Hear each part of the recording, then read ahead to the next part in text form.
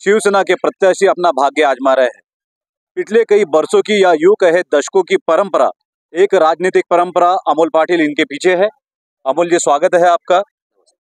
आपसे जानना चाहेंगे कि आज मुख्यमंत्री महोदय की एक बहुत बड़ी सभा हुई है, उसके बाद में देखने को मिल रहा है कि जितने भी शिव सैनिक यहाँ पर है उनके अंदर एक नव संजीवनी का एक नव संचार क्रांति हुई है। क्या कहना चाहेंगे आप? अभी आपने भी सभा देखा, लोगों में बहुत उत्साह है, खास करके मेरे युवक वर्ग में जो है वो उनके मन में एक भावना है कि हमको एक युवक एमएलए मिलने वाला है, इसलिए वो तो जी जान से मेहनत कर रहे हैं कि मेरे चुन के आने की। अमूल जी, आपसे जानना चाहेंगे कि जिस तरह से महाराष्ट्र सरकार ने, शिंदे साहब ने अलग अलग योजनाएं, चाहे लाडली बहन हो, लाडला भाई हो या लाडले बुजुर्ग हो, ऐसे समाज के विभिन्न वर्ग के लिए, विभिन्न वयोगट के जो लोग हैं उनके लिए अलग अलग योजनाएं जाहिर की है। जो बड़े बुजुर्ग हैं उनके लिए आध्यात्मिक तीर्थ क्षेत्र पर्यटन योजना भी जाहिर की थी। क्या लगता है इन सब चीजों का बहुत अच्छा परिणाम मतदाताओं पर हुआ है?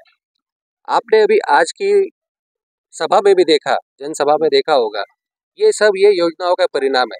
लाडली बहन योजना का तो एक वेव है, और जो लाडला भाई भी योजना है जिसमें 25 लाख युवकों को रोजगार मिल रहा है, कुछ पैसे मिल रहे हैं, तो ये वेव मतदार संघ में है। और जब मैं मतदार संघ में घूम रहा हूँ तो एक महिलाओं के प्रति महिला एक आदर से शिंदे साहब का नाम लेती है। जब चिमनराव आबा यानी आपके पिताजी जब शिंदे साहब की बगावत में शामिल हुए, उसको एक उठाव कहा गया, एक बंड कहा गया, उसके बाद भी चिमनराव आबा लगातार शिंदे साहब के साथ ही रहे।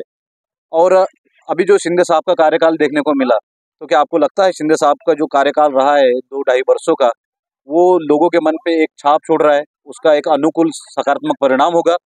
देखो, मेरा अनुभव अगर आप पूछोगे तो शिंदे साहब एक मुख्यमंत्री के रूप में नहीं, तो वो पालक के रूप में काम करते हैं।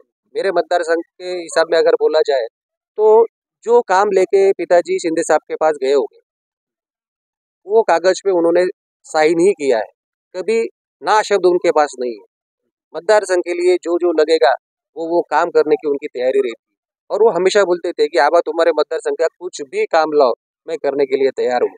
जो काम समझो मुश्किल है, इतना निधि मेरे पास नहीं है, ये नहीं है, वो नहीं, ऐसा बहाना उन्होंने कभी नहीं किया। ये वही मैं आपसे बात कर रहा हूँ कि वो मुख्यमंत्री नहीं है, पूरे महाराष्ट्र के पालक है।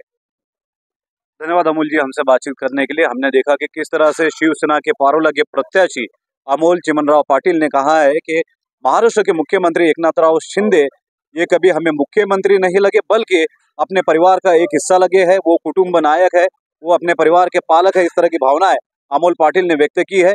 साथ ही मुख्यमंत्री ने अपनी सभा के संबोधन में ये भी कहा कि जिस तरह से चिमनराव आबा पाटिल इनको हमने सहयोग किया, समर्थन किया, उसी तरह से उनके युवा सुपुत्र अमोल पाटिल अब नई ताजगी लाए हैं।